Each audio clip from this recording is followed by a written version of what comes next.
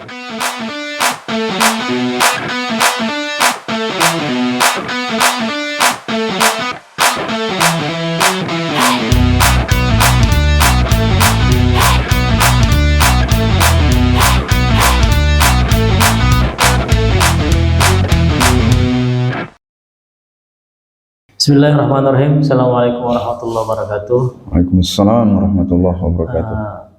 Pemirsa yang berbahagia, kali ini kita akan ngobrol bareng bersama Kepala Kantor Kementerian Agama Haji Marwan Z, SAG MM.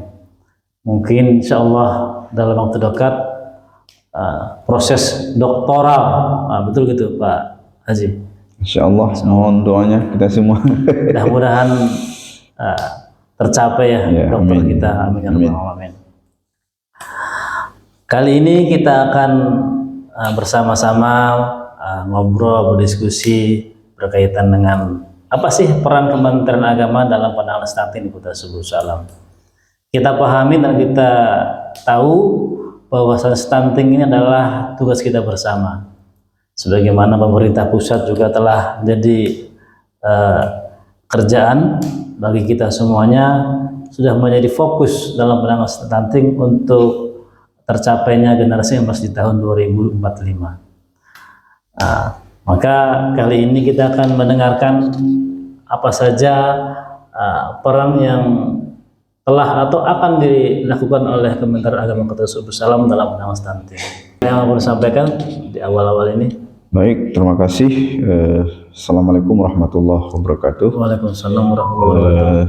Terima kasih atas waktu yang disediakan untuk kami, ya tentu dalam rangka bincang-bincang tentang upaya pemerintah dalam rangka penurunan percepatan stunting dalam konteks pemerintah Kota Subuh Salam yang sedang giat-giatnya berusaha untuk melakukan percepatan penurunan stunting di Kota Subuh Salam ini. Bagi kami di Kementerian Agama, saya perkenalkan dulu ya. Boleh juga, boleh. Saya Haji Marwan Z, SAG MM, Kepala Kantor Kementerian Agama Kota Subuh Salam. Ingin berbagi berkaitan dengan upaya Kementerian Agama dalam rangka membantu pemerintah, khususnya pemerintah Kota Subuh Salam secara khusus, dan tentu pemerintah dalam hal ini negara kita yang sedang berikhtiar berupaya untuk melakukan penurunan angka stunting di Kota Subuh Salam ini. Bagi kami Kementerian Agama Kota Subuh Salam tentu berangkat dari firman Allah ya, yang termaktub di dalam Al-Quran. Allah Subhanahu wa Ta'ala berfirman, Bismillahirrahmanirrahim, wal yakhshal ladzina law taraku min khalfihim dzurriyyatan dhi'afa khafu 'alaihim wal yattaqullah wal yaqulu qawlan sadida. Saya pikir ayat ini cukup menjadi dalil bagi kita bagaimana ada rasa kekhawatiran kita, rasa takut kita bila nanti kita meninggalkan generasi-generasi kita di belakang kita dalam kondisi yang lemah. Lemah itu bisa kita artikan juga lemah dalam keimanan, ketauhidan, dan juga lemah dalam arti ekonomi, sosial, dan budaya. Maka saya pikir tepat sekali apa yang sedang dilakukan oleh pemerintah Kota Subuh Salam, tentu dalam rangka penurunan angka stunting di Kota Subuh Salam yang sama-sama kita ketahui juga cukup tinggi di Provinsi Aceh.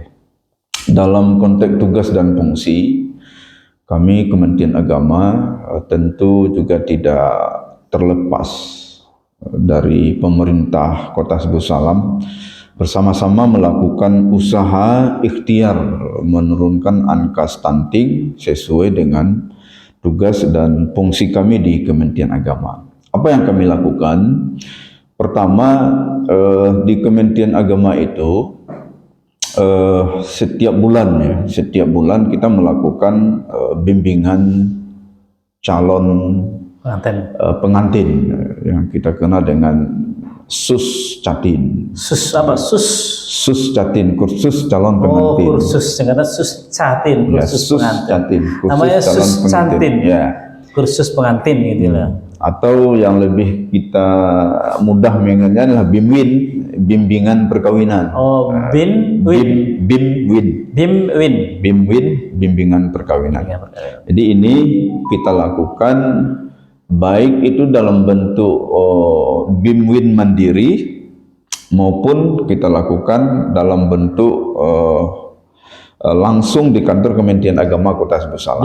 BIMWIN mandiri itu gimana Mas? BIMWIN mandiri itu dilakukan di kantor urusan agama kecamatan. Jadi pelakunya itu adalah narasumber kita di kantor urusan agama kecamatan, kemudian dihadiri oleh calon-calon pengantin dalam konteks kecamatan yang bersangkutan. Misalnya di KUA Kecamatan Simpang Kiri, hampir rata-rata itu sebulan itu peristiwa nikahnya mencapai 30 peristiwa nikah. Setiap bulan. Setiap bulan. Kemudian di Kecamatan Penanggalan, di KUA Kecamatan Penanggalan itu rata-rata 10 pasang peristiwa nikah setiap bulan. Jadi mereka di kantor urusan agama kecamatan juga melakukan bimbingan mandiri yang langsung ditangani oleh petugas kita di kecamatan, dalam hal ini kantor urusan agama kecamatan, dan juga penyuluh agama yang kita tugaskan di kecamatan masing-masing.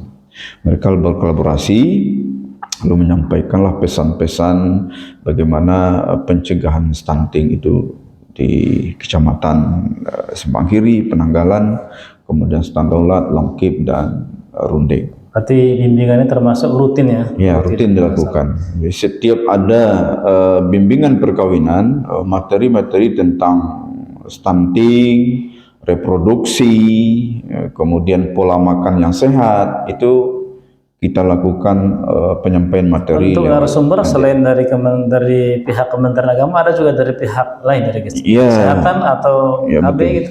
Selama ini kita berkoordinasi bersama-sama di tingkat kecamatan, itu ada petugas kesehatan dari puskesmas kecamatan masing-masing. Ya, tentu dalam posisi mereka menyampaikan tentang kesehatan, baik itu reproduksi maupun pola-pola makan yang baik. Dari KB juga berkolaborasi, jadi penyuluh agama, kemudian petugas kesehatan kecamatan yaitu puskesmas, dan juga penyuluh KB. Nah, untuk penyuluh agama itu yang ada di Kementerian Agama berapa jumlah dari mereka ya? Secara keseluruhan jumlah penyuluh agama kita, dia kan ada 3 kategori itu sekarang. Ada yang namanya penyuluh agama yang formasi P3K. Itu P3K jumlahnya di catatan saya tadi ya.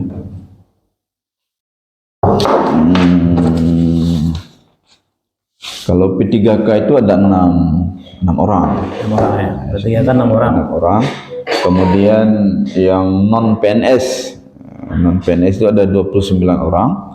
Kemudian yang penyuluh agama Islam fungsional PNS itu ada 3 orang. Jadi jumlahnya hari ini untuk penyuluh di Kementerian Agama itu yang tersebar di 5 kecamatan itu berjumlah 32 orang. 32 orang ya. Jadi mereka inilah yang akan kita berikan pemahaman, penguatan, tentu dalam rangka menyampaikan pesan-pesan untuk upaya kita menurunkan angka stunting di Kota Sebut Salam. Jadi jumlah yang 32 ini apakah cukup untuk daerah kita ya, yang 82 kampung lah? Itu cukup atau kurang? Sebenarnya kita ingin memang di setiap idealnya desa berapa? itu ada satu sebenarnya. Setiap desa satu penyuluh ya. Tapi kan Kementerian Agama belum sampai menganggarkan untuk satu desa satu penyuluh. Di kemarin itu ada 40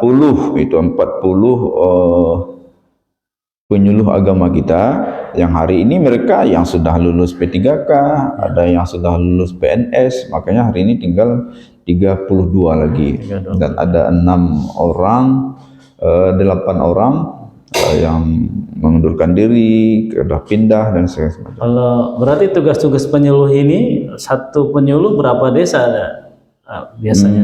Bagaimana pembagian kerjanya? Kita tugasnya ke kecamatan. Oh, di kecamatan. Karena kalau kita bagi per desa nggak cukup memang kan. Jadi nanti kita berikan tugas, ada yang satu penyuluh itu menangani 4 desa, atau 3 desa sesuai dengan jumlah desa yang ada di kecamatan. Jadi sesuai dengan jumlah kecamatannya. Garda terdepan untuk penyuluh, garda terdepan untuk penanganan stunting bagi mereka ya, penyuluh ini ya. Kalau kita melihat perkembangan atau data calon pengantin itu berapa ya untuk tahun 2023? Ya, kalau jumlah pasangan pengantin berdasarkan data yang kita terima dari Bimas Islam, Kementerian Agama Kota Sebut Salam, itu 2023 itu mencapai 710 peristiwa nikah. 710 peristiwa tahun 2023. Jadi hampir rata-rata untuk tahun 2023 itu, kalau kita rata-ratakan per bulan, peristiwa nikah di Sebut Salam ini 56 pasang per bulannya. 56 pasang ya per bulan. 56 pasang per bulan. Luar biasa juga ya. Jadi mereka seluruh kota itu, seluruh jumlah totalnya. Ya, jumlah pasang total. itu. Jumlah total. Jadi kalau kita rata-ratakan per bulan peristiwa nikah di Sebut Salam ini 56 pasang, 57 peristiwa nikah. Kalau di tahun 2023 56 pasang misalkan tiap bulan lah ya. Berarti kalau dia melahirkan setengahnya aja, berarti itu sudah ada anak 300. Ya, ini kan padahal kan dikatakan bahwasanya penanganan stunting itu sejak 1000 HPH ya, hari. Jadi makanya ini penting ya, materi stunting itu sangat penting kita berikan kepada calon-calon pengantin ini. Dan disitulah kita memberikan pemahaman bagaimana memelihara, memberikan pola makan yang sehat kepada anak-anak. Jadi edukasi ini di awal, sejak awal ya. Ini yang penting. Saya pikir tepat sekali itu. Materi-materi stunting itu kita berikan asupan kepada calon-calon pengantin yang akan melangsungkan pernikahan. Coba bayangkan Pak Jenal, itu 710 orang 1 tahun. Kita berikan pemahaman terhadap bagaimana pentingnya memelihara, menjaga tumbuh kembangnya anak, membangun keluarga ya. Ya, membangun keluarga yang baik ya. Seperti firman Allah yang saya bacakan tadi, sebuah tanggung jawab kita. Jadi dari sinilah kita awali, kita bahani calon-calon pengantin ini supaya mereka tahu bagaimana mengasuh, memelihara, memberikan pola makan yang baik kepada anak-anak. Jangan pula hanya maunya nikah, kawinnya. Ini bahaya nih. Jadi jangan, Pak Jenal, semangatnya itu jangan hanya ingin yang enaknya saja. Jadi ada pemirsa, jadi membangun keluarga itu ya sejak awal dia. Perencanaannya harus matang. Harus matang ya kan. Jadi jangan punya kita pengen nikah, kemudian terabaikan terkait tanggung jawab tadi kan. Karena di balik pernikahan suci itu ada tanggung jawab besar. Gitu. Sebagaimana ayat tadi ya. Wal yakhshallazina law taraku min khalfihim dzurriyyatan dhi'afa. Dzurriyyah itu keturunan yang lemah ya kan. Hendaklah kamu takut kepada Allah. Ya kan? Hendaklah kamu takut kepada Allah bila kamu meninggalkan generasi-generasi yang lemah di belakang kamu. An-Nisa ayat 9. Ayat 9 betul. Jadi inilah pemirsa. Jadi kita harus pahami, kita harus sadari tanggung jawab kita, apalagi telah Allah ingatkan dalam surah Al-Nisa. Jauh sebelumnya. Ya, jauh sebelumnya. Jauh sebelum kita bicara stunting, Allah sudah lebih jauh. Jangan pula kita meninggalkan generasi yang lemah. Stunting ini kan generasi lemah betul ya. Betul. Kan stunting ini kita pahami bahwa antara usia dengan pertumbuhan fisiknya kan tidak seimbang. Untuk memahami lebih mudah stunting itu kan. Nah betul. Jadi inilah peran Kementerian Agama kita ini adalah bagaimana membangun ya edukasi kesadaran bersama agar kita semua itu ya dalam pranikah ya, di saat perkawinan itu ada sosialisasi, bimtek, penyuluhan yang diberikan oleh tadi disampaikan apa tadi dari ada penyuluh agama, dari kesehatan, ada KB, jadi sehingga semua berkolaborasi bersama-sama dalam rangka pada stunting. Nah, harapan kita untuk tahun 2024 itu bagaimana, Pak Tata? Tahun 2024 juga kita lakukan seperti itu. Ya, termasuk kita juga menyasar ya, bukan hanya di Captinnya saja, tetapi anak-anak usia sekolah yang di Aliyah, kita juga masuk itu. Jadi bimbingan usia pranikah. Ini di Aliyah biasa kelas berapa? Kelas 3. Kelas 3 aja berarti. Kelas 3 itu. Kalau untuk SMA ada masuk? Ya. Untuk kelas SMA, misalkan di SMA kan Aliyah kan di bawah naungan Kemenag. Di SMA masuk? Di SMA masuk. Masuk juga. Tapi kan tergantung juga dengan apanya kan biaya yang tersedia di Kementerian Agama. Insya Allah kita sudah lakukan di lingkungan Kementerian Agama termasuk di madrasah-madrasah Aliyah. Kita sasar itu bimbingan usia pranikah. Bimbingan usia pranikah di sekolah-sekolah. Jadi kita perlu juga memberikan apa kepada siswa-siswa kita, karena banyak juga siswa-siswa kita hari ini tamat SMA tidak melanjutkan kuliah. Pilihan keduanya kalau sudah mendapatkan jodoh nikah. Jadi, untuk pernikahan itu sesuai dulu umur berapa ya kira-kira? Umur 21 dengan 19 kan. 19 sudah bisa atur. 21. 19 tahun udah bisa menikah berarti. Mendapatkan apa itu namanya kartu buku nikah ya. Itu dibolehkan ya. Daftar ke kantor urusan agama kecamatan. Berarti kalau SMA itu kan berarti kan umur 18 ya. 18. Selesai 19 tahun udah bisa menikah. Ya kan udah bisa menikah itu seperti itu ya. Jadi yang penting itu kita berikan pemahaman kepada mereka-mereka. Untuk tahun 2024 ya kan yang pengantin itu sejak hingga Juli ini itu berapa kira yang sudah dalam data Kemenag? Data Kemenag untuk Januari sampai dengan Juli yang sudah kita rekap itu 366 peristiwa nikah. 366 peristiwa. Itu dari Januari sampai dengan Juli ya. 366 peristiwa. Berarti kalau dihitung per bulan udah berapa itu? Rata-rata juga sama kayak tadi kita 57 peristiwa nikah per bulannya rata-rata. Jadi mereka yang 366 ini juga sudah kita berikan bimbingan perkawinan dengan materi stunting. Tahun sebelumnya sekian, tahun ini sekian. Jadi tahun depan sudah berapa jumlah anak ya kan? Itu kalau memang mereka kalau mereka berarti kan resikonya punya anak berarti kan ada tanggung jawab itu, ya kan? Jadi harapan kami kepada pemirsa ya untuk bisa lah dalam membangun rumah tangga ini ya pendidikan penting, ya pendidikan kesehatan, pendidikan agama, pola makan, ini yang penting. Jadi seperti itu. Jadi selain daripada pengantin misalkan kemudian datang lagi ke sekolah, apalagi program yang dilakukan oleh Kementerian Agama dalam penanganan stunting? Kita juga memanfaatkan ya mimbar Jumat dengan memberikan sebuah teks khutbah khusus berkaitan dengan pembahasan stunting. Ini kan lewat penyuluh agama kita. Kepala kantor urusan agama kecamatan, kita berikan penguatan kepada mereka supaya juga menyampaikan di mimbar-mimbar Jumat, majelis-majelis taklim yang ada di kampung-kampung. Karena kan seluruh penyuluh agama ini kan setiap hari mereka kan berkomunikasi dengan masyarakat, lewat pengajian-pengajian, majelis taklim, ada TPA dan lain sebagainya.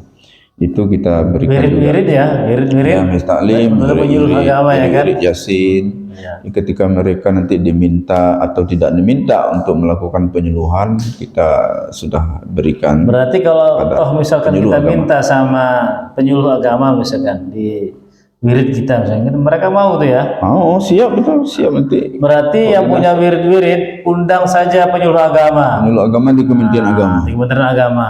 Data bisa diperoleh dari mana? Datanya? Data penyuluh? Data penyuluh di Bimas Islam. Di Masjid Islam ada berarti. Nanti hubungi aja seksi Bimas Islam Kementerian Agama Kota Sebut Salam. Berarti bapak-bapak, ibu-ibu yang punya wirid silakan yang Pengajian. membutuhkan misalkan untuk mendengar spiritual kita panggil, kita undang lah penyuluh agama dari Kementerian Agama yang jumlahnya adalah 32. 32. Berarti kalau 32 di masing-masing kecamatan berapa? Atau Masing-masing simpang kiri kecamatan. berapa itu? Simpang kiri ada 10 10 orang. Penanggalan Penanggalan kalau nggak salah 6 orang. 6 orang ya. Nanti kan menyebar dia ke Menyebar. kecamatan. Untuk biasanya penyuluh ini ada komandannya, nah, ada ketua-ketua. Nah. Ada, kita punya ikatan penyuluh agama Republik Indonesia, IPARI. IPARI. Ada IPARI. Subuh Salam siapa ketuanya Pak? Sebelum salam itu Pak Ustadz Khairul Anwar. Wah, Pak Khairul. Ustadz Khairul Anwar, Jontor ya. senior juga itu. Senior. Sudah bergelimang di tengah-tengah masyarakat. Berarti bisa lah melalui beliau bisa mengutus ya kan Bisa. di wilayah-wilayah agar bisa terjun apabila ada Di tengah-tengah kegiatan masyarakat.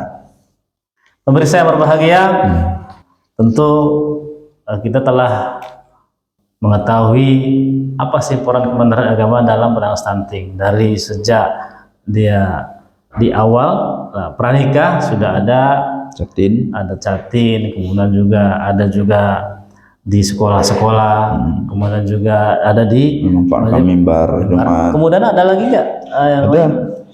Kita juga bersama dengan pemerintah ya, Kementerian Agama juga menjadi bapak asuh ya. Oh, Bapak Asuh ya. Bapak asuh anak stunting yang lokasi kami di Kementerian Agama itu di Desa Laimati. Alhamdulillah. Runing ya, Ya, Kecamatan Runing. Alhamdulillah desa binaan kami ini juga sudah kemarin ada 14 orang, sekarang kalau nggak salah saya kurang lebih sudah ada penurunan kasus stunting lewat binaan Kementerian Agama di Runding, tepatnya di Desa Laimati. Kita turun bersama-sama. Kami juga mengajak Dharma Wanita Persatuan Kementerian Agama bersama-sama untuk memberikan makanan tambahan bagi anak-anak kita yang di bawah binaan Kementerian Agama yaitu Desa Laimati. Baik, pemirsa, setelah kita mendengarkan bagaimana peran Kementerian Agama dalam penanganan stunting, saya pikir cost statement bagaimana harapan dari Kementerian Agama kepada kita semuanya. Baik, terima kasih.